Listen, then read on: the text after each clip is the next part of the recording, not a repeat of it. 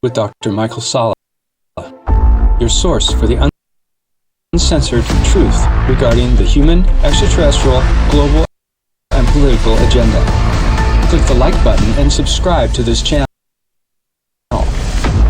And now, here's Dr. Michael Salla. Well, I want to welcome JP back to Exopolitics today. He's got some news about a recent mission he did to Space Ark, buried somewhere in the Bermuda Triangle area under the ocean. And this is his third trip there. So thank you, JP, for coming back to the show. And fill us in on what happened. How you doing, Dr. Salla? Thank you for the opportunity to bring this information out. And I know a lot of people are eager to hear. We're living beautiful times with a lot of information coming out, and it's going to be really interesting these next couple of months that are coming up. Right. So why don't you tell us how it began again? I mean, I know in the past you've been picked up by one of those Ospreys. An osprey. Thank you. Yes. So why don't you tell us how did you get picked up and taken to this ark, or to the platform suspended in the Atlantic Ocean over the ark? Okay, we got picked up by an osprey as well. We went to the DZ area, the drop zone that we have, and it was a total of 20 of us. The osprey was going back and forth, picking us up. I was in a second party that way on the osprey. There was a storm approaching, so while on the osprey heading to that location by the Bermuda Triangle in the Atlantic, there was a little bit of turbulence. But once we passed the turbulence, there's a pulsating field in the Bermuda Triangle that once you pass it, there's like a major magnetic field turbulence with instruments and all that. So some of these ospreys are done differently in the mechanics when they fly through these magnetic field kind of things. And I think that's because of the activation of the arc. Scientists have found that these arcs, they've been activating on and off all these years when things get close to it. I think it's to call the attention to whoever is getting close to the arc. So when the arc senses when anything gets close to it, it could be a boat, it could be aircraft, and it sends electromagnetic pulse. And whatever instrument that this boat or aircraft has, it messes it up, and that's what causes most of these crafts or most of these boats to just disappear. That's a pretty big one, because this arc, you're saying, is really at the center then of the mystery behind the Bermuda Triangle, where for I guess many decades the planes and ships have disappeared, and people have always speculated about what that is, and some thought it might be due to a giant crystal that was built by the Atlanteans and sank somewhere there off the Bimini Islands. But you're saying it may actually be, or that it's due to this giant space arc that there is activates also, some way. There is a city that is actually near this arc. I don't know nothing about it, but there is something ancient around these arcs that is like a city. But this is coming from the arc. We figured out that this pulsating magnetic field that gives like this energy that comes out from the ocean, it comes out from the arcs when they activate, when things get close to it.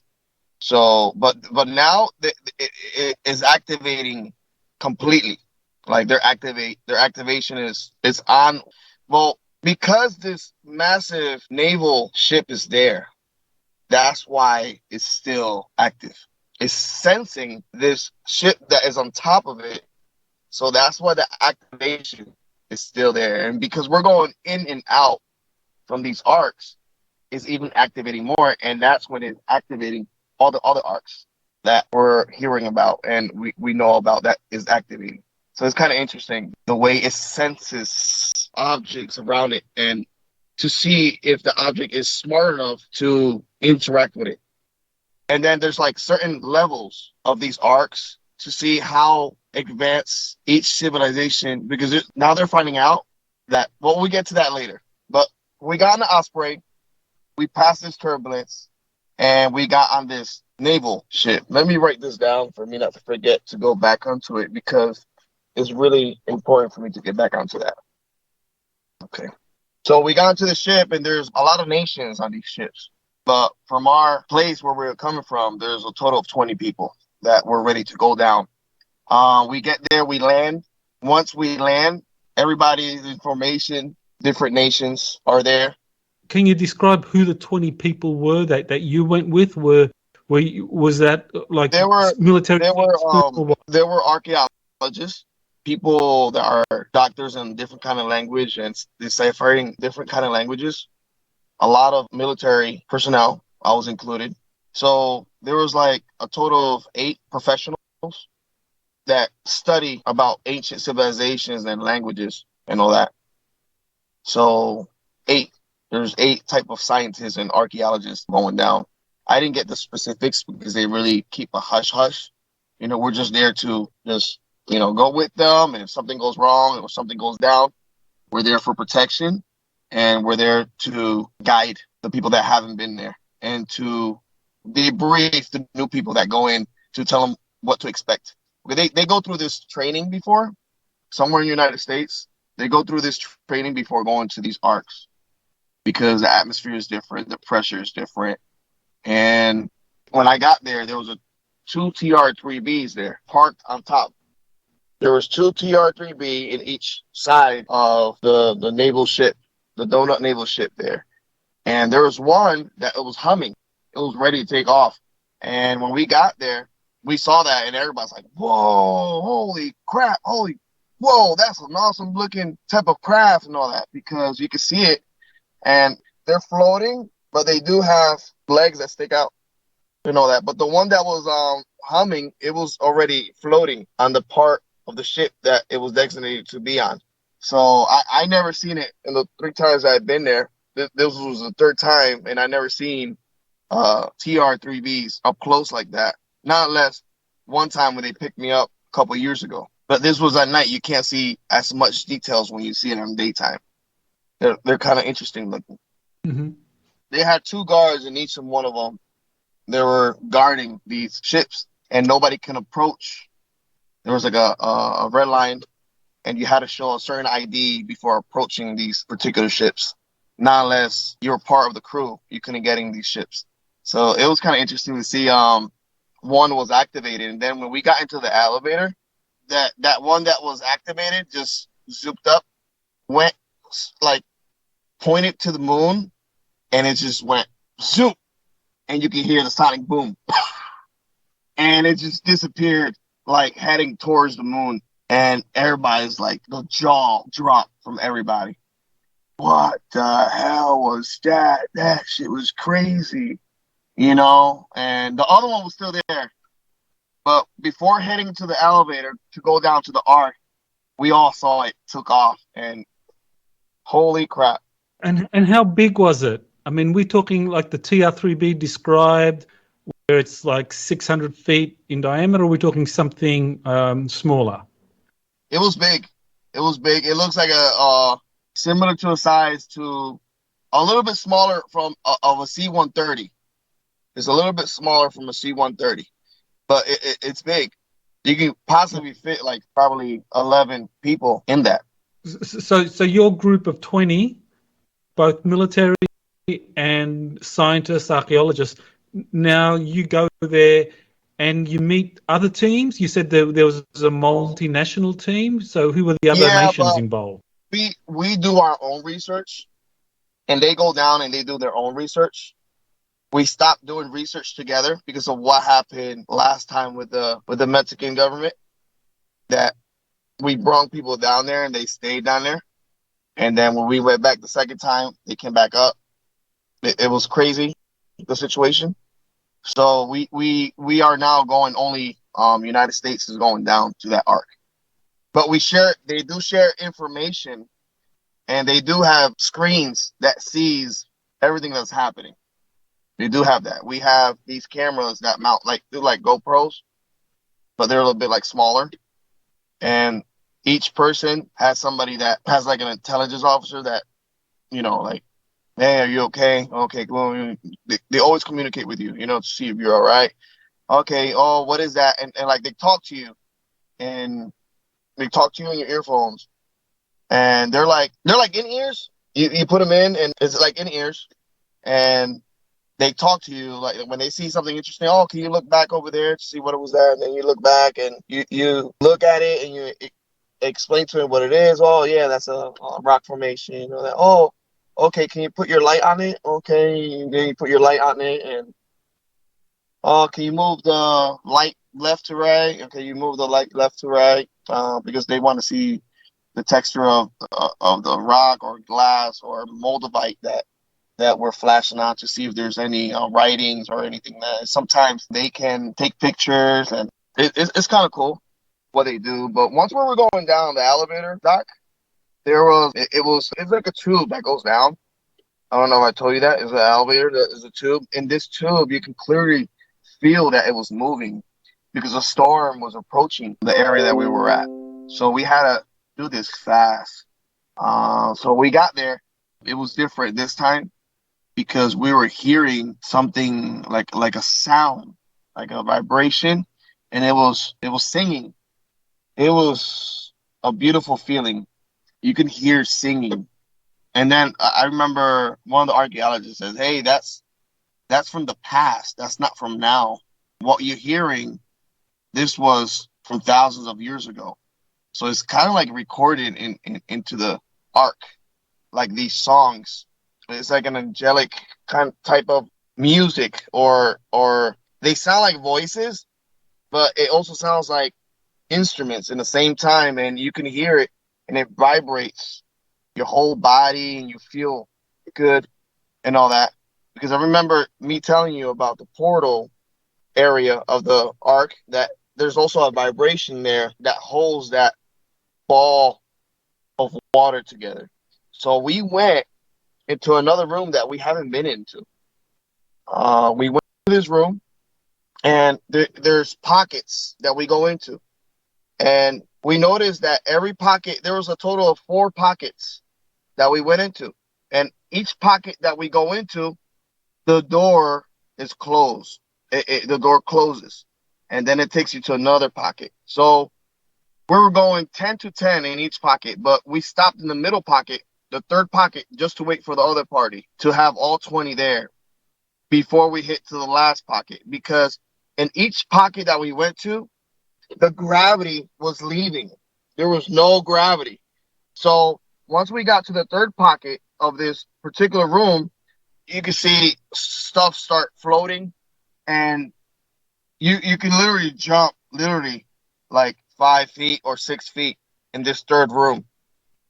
And it was kind of cool because the gravity was leaving in this room. So once everybody got into the third pocket, we opened the fourth pocket, and it took us to a big, big room. No gravity at all. We got like 4 guys that went all the way up to the ceiling. Because once we enter that room, we when you walk and you push yourself off, we did not know the gravity was going to be 0 gravity.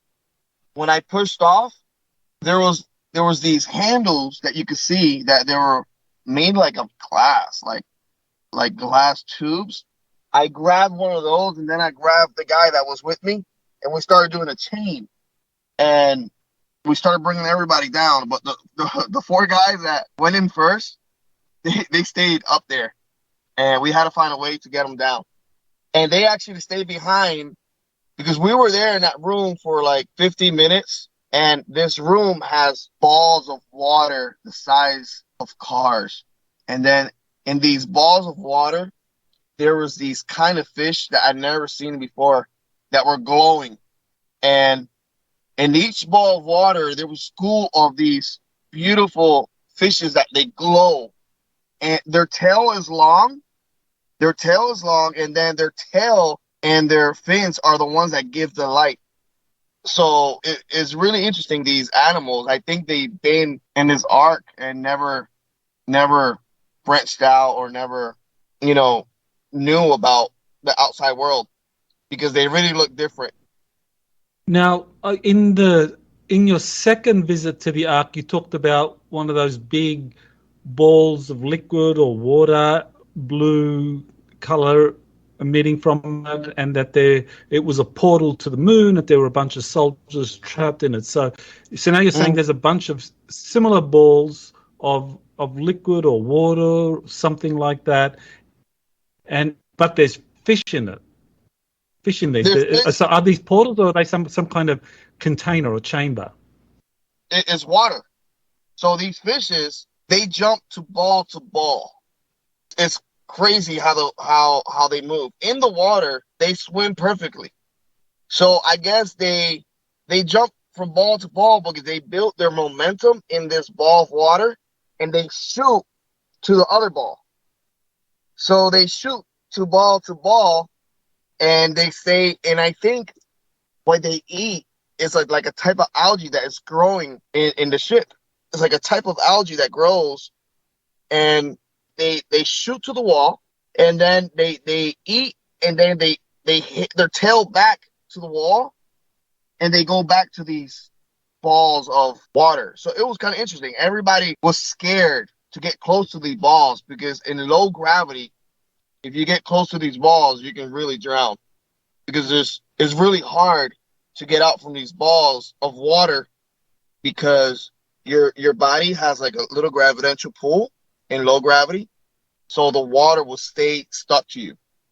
It would stay stuck to you. These like if you enter this ball, you can try to swim out, but it's really hard if you don't have like fins or the type of body style these fishes have. And how big are these balls of liquid floating there? They're sizes of cars, like a minivan. Okay. All right. So what happens after you have that experience in that fourth pocket? So everybody's there, and there's writings all over. The walls is made of moldavite and the type of glass. And we look up in the ceiling, and the four guys that got stuck up there, they started flashing their lights like this. And there's a map, like a type of star map that is on the top that looks like the Milky Way. So the archaeologists, oh, how can we get up there? So we fling them up there, and they start taking pictures of these maps and all that. So when they take these pictures of these maps, beautiful. It's like a star map, and you can see different colors of where different planets are. And man, if I had something like to write or draw, I can probably draw it to you and send it to you to see if you could share with people. But it was amazing. It was amazing. I drew a picture of the fish, so I'll send it to you later. That good, probably you can get somebody to draw it better. But you can see the idea of what type of fishes are these. But the map on top is like a dome, and you can see a map of stars with different numbers-looking languages. Like number-looking languages. It's like a number. It looks like numbers. You can tell they're numbers because it's like coordinations of different places in the Milky Way. So after that, they called us back, and the 4 soldiers that were up there and 6 other people, 2 more soldiers and 4 archaeologists and language guys, they stayed behind, and we had to go back because the storm was approaching. I think they were staying there overnight. I know the 4 soldiers that stayed behind, they had big backpacks. So we had an idea that they were probably going to stay there overnight, but probably not in that pocket. They stayed there a couple more hours. We stayed on top. When we left, we went back the same way. We went back, boom. We had to go through the pockets again. The third, second, first pocket, gravity was back. The pressure was a little bit high because in the arc, the pressure is a little bit higher because of all the pressure of the ocean and all that. And your ears pop back into place. You know, you can hear it like when you get out from zero gravity to regular gravity, your ears pop up to place. And I guess they stayed behind to figure out how the scientist that went up with us there was another scientist that went up with us in an elevator, and he said that room was a training room for ancient type of astronaut people. So they had a training room that they activated, and they use that room to train and to grow, to have the same thing that you feel in space, to see if you grow crops, to see if any other organism from planet Earth can live in space, to see if they can take it up there. But I guess they left it activated. Mm-hmm. And this room was the size of it was the size of a half of a football field, 50 yards. It's huge. Did the archaeologists recognize the writing? Any of the writing? Did they recognize it? They did. I didn't ask, but you know, you can hear them talk. It's the same writings they have in the moon, and the same writings they have in Ukraine. Okay, but you don't know what it is, what kind of language it is. But it's very similar that the space arcs on the Mm-hmm. moon and Ukraine and there under the Atlantic have similar kinds of hieroglyphic style writing on the walls, the Moldavite walls and the algae But lighting it all up. it's more connected to Ganymede, the moon Ganymede, the writings Oh, I from see. from the arc that we have here. When you say the moon Ganymede, now when you were on the moon you were on Ganymede and you talked about going to these different ancient sites, but you never spoke about an ark there on Ganymede. Is there an ark on Ganymede, or is these just ancient ruins up there that you saw? There's ancient ruins, but the language Mm-hmm. they are in these ruins. And that library that I told you about, that they had all these, like, you can see like a particular, like a library, they have Mm-hmm. these writings there. And so you recognize that it was very similar writing hieroglyphs in the ancient ruins on Ganymede with what you saw on the arcs on the moon and in the Atlantic. Yes, Interesting. it's quite interesting. Okay, and so was the kind of mission accomplished? I mean, were the commanding officers, were they happy with what you guys did? They kind of got mad of people floating away from each other when we first entered the fourth pocket, because we needed to stick together because we didn't know what was in that room. It was probably uh, we don't know if these fishes were aggressive, you know, but we saw them eating off the wall, so I don't think they were meat eaters. They were not piranha kind of fishes, you know. But other than Right. that, yeah, they were just next time stick together, you know, think ahead, and you know, make sure everything is good with each other. Now, I guess we don't have much more time left. So you at the beginning you talked about a city, an ancient city down there. Now, is this something that's around the Ark? Is it It, connected to the Ark? it's like a half a mile away from the ark. I heard people talking about this particular city is like an ancient ruin. Maybe that's the ruin that people talk about that has the glass pyramid, or I don't know. I know there's an ancient city there, and they have sent people over there to check out the city. Remember, the ark is not buried into the ocean floor. It's literally on top of the ocean floor, so it sits on top. But it's been there so long that the sand similar does what the sand does to the Egyptian pyramids. You know, sometimes the sand goes away, sometimes the sand covers it. So yeah, it literally sits on top. And that city, it sits on top of the ocean, but it's also buried with ocean sand. Mhm. Now, in the past, you've talked about the arcs activating. Is the arc in under the Atlantic activating as well, and what's it doing?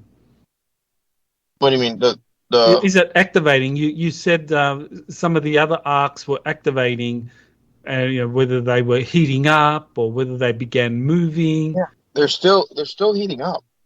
They're still activating.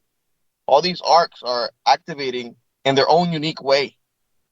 I think each arc had a different purpose on Earth, so they activate differently. I think it's to check if we're advanced enough to experience its whole power of what is the arc. They were talking in the ship, in the naval ship, the on top of there in the briefing. They were saying that these arcs past civilizations have visited these arcs, but they never got as far as we got in activating these arcs. Because there have been past civilizations that tried to activate these arcs.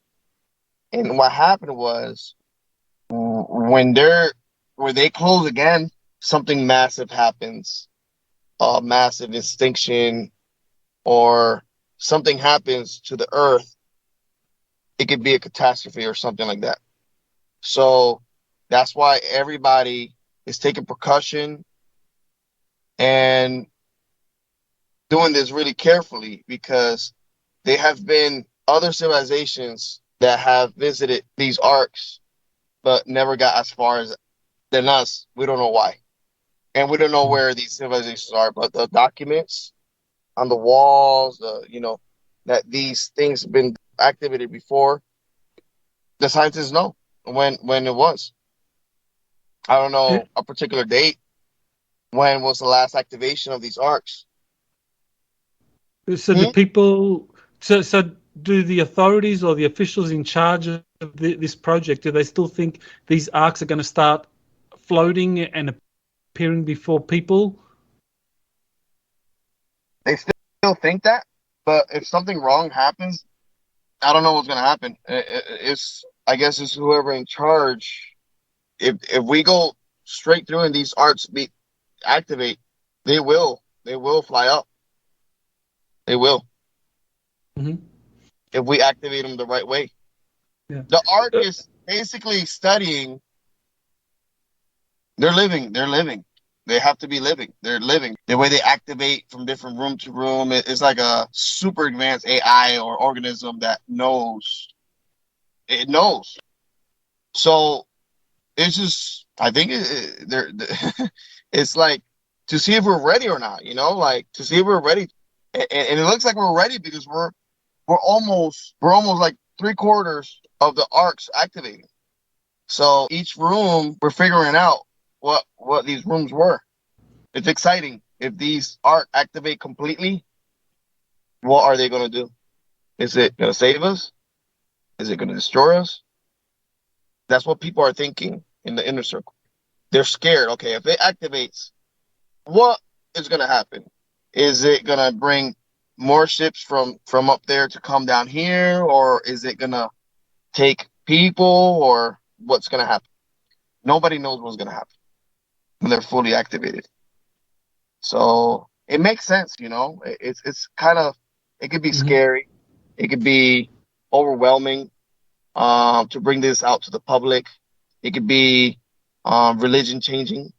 This can affect the way people see humanity if they bring this particular subject up. But I kind of understand the precaution of each nation they're taking with these arcs, because we don't know what's going to happen when they're fully activated or when they stop activating and something happens. Do you know of any plan to officially disclose these arcs to the public? I'm not sure. I don't know what's going to happen with that. I heard that they were going to talk about these arcs to different part of people around the world to see if everybody agrees to bring out the same information at once, to not cause massive hysteria or massive craziness among people. When this comes out, it has to be serious, it has to be a massive news, or like what happened with Congress. I was quite surprised that they never talked about this in that UFO briefing, because there's a lot of people that go into these arcs. They do work for Lockheed or NASA and, certain militaries around the world. So I got kind of surprised that they didn't say nothing about these arcs, or they're saving it for another. What can I tell you? Like I'm just doing what I'm told, Doc. I understand. Well, I don't want to keep you too much. I mean, I know your lunch break is coming to an end. So is there anything you want to say about any upcoming missions? Do you think you'll be going back to the Atlantic Arc? Do you think there might be other Arc missions and the Ukraine Arc? Anything you want to say about any of that before finishing? There's nothing else that I know of that is coming up. When it comes up, it comes up. They just call me and, hey, we're doing this mission. They don't tell me weeks or nothing in advance. Yeah, they just tell me when it comes. So I don't really know what's coming up. I know those 10 people are still down there in the Ark and they're still doing research. And I'm excited to see what they find out. If we do go back, maybe to get them again. Hopefully, I'll be part of that party to pick them up again. So when did this mission happen? The one that you just completed? Friday. Okay. Okay, great. So that would be May 20. So May 20, you did that, your third mission to the Atlantic Space Ark.